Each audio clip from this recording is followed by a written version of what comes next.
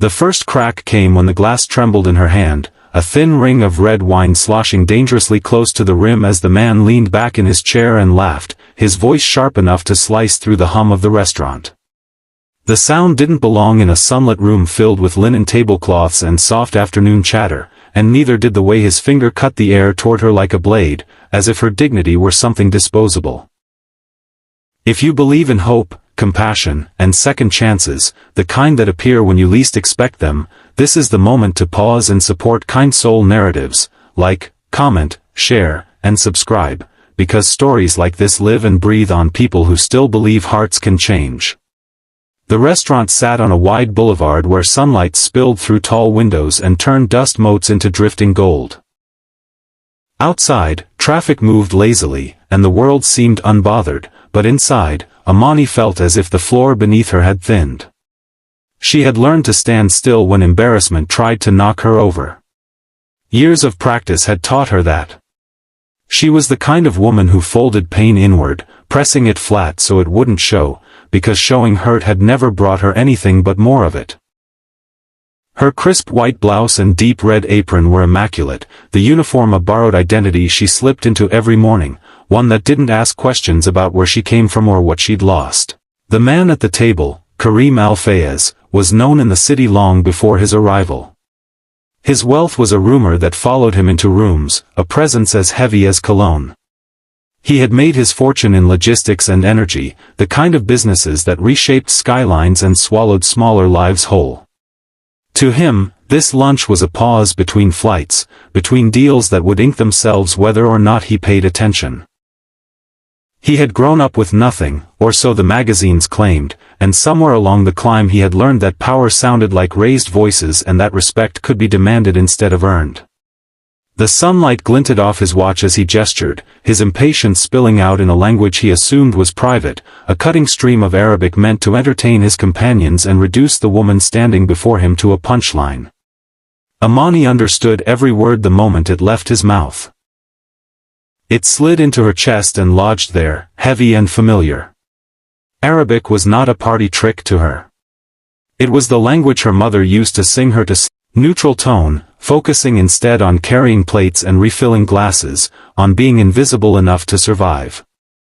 Karim's laughter drew the eyes of nearby tables. Some people looked away, uncomfortable, while others watched with the detached curiosity reserved for scenes they were grateful not to be part of. Amani felt the familiar choice present itself, swallow the insult and move on, or risk everything by stepping out of the narrow role she had been given.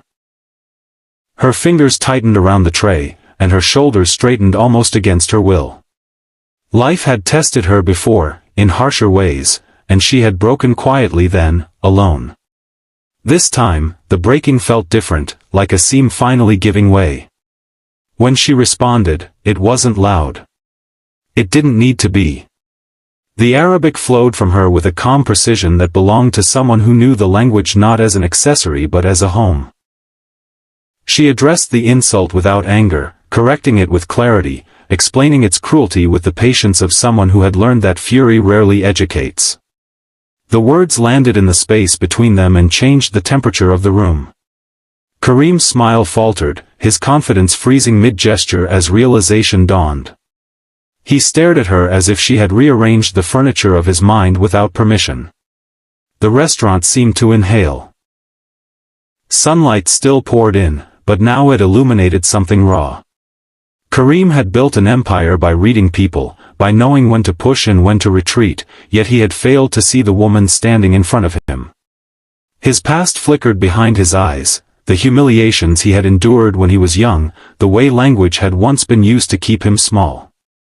He had sworn never to be that man again, never to stand on the receiving end of ridicule.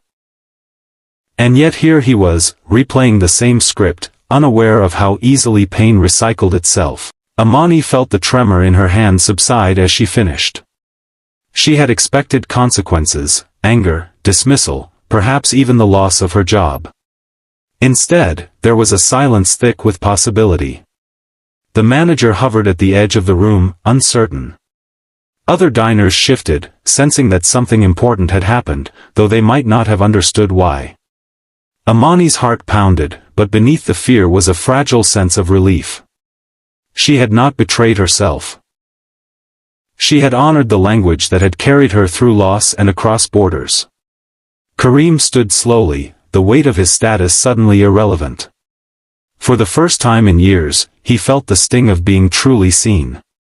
The Arabic he offered in response was halting, stripped of its earlier cruelty, an acknowledgement that fell somewhere between apology and awe. It was not perfect, but it was real, and that mattered. He reached into a place he rarely visited, where his younger self still lived, and felt something loosen. The afternoon wore on, the sunlight shifting across the floor as if marking time. Amani returned to her duties, the rhythm of work grounding her. She noticed small changes, a table offering her a grateful smile, the manager's nod heavy with unspoken support. Karim settled his bill and added a note that spoke louder than numbers, but more importantly, he lingered long enough to listen, to let humility sit with him uncomfortably. He left without spectacle, carrying something he hadn't arrived with. As the restaurant emptied and the day softened, Amani stepped outside during her break. The city breathed around her, ordinary and miraculous. She thought of her father's lessons, of her mother's songs, of all the times she had chosen silence to keep the peace. Today, she had chosen herself. It didn't erase the past, but it reframed it, turning survival into strength. If this story has stirred something in you so far, take a moment right now to comment and share what you felt. Your words help keep stories like this alive. Inside, Karim sat in his car, the world muted behind tinted glass.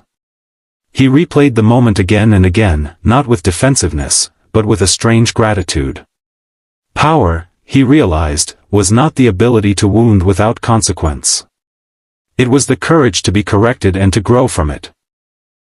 He made a decision before the engine turned over, one that would ripple quietly through his company in ways no headline would capture.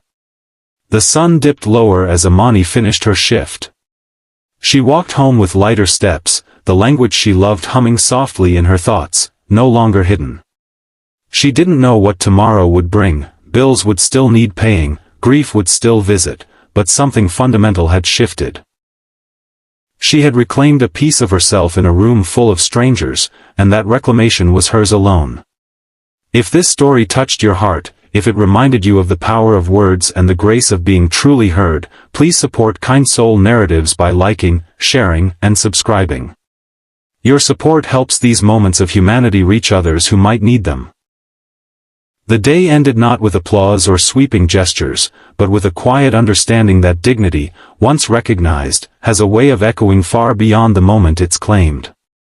In the gentle fading light, two lives moved forward changed, bound by a brief intersection where language became a bridge instead of a weapon, and where compassion proved itself stronger than pride.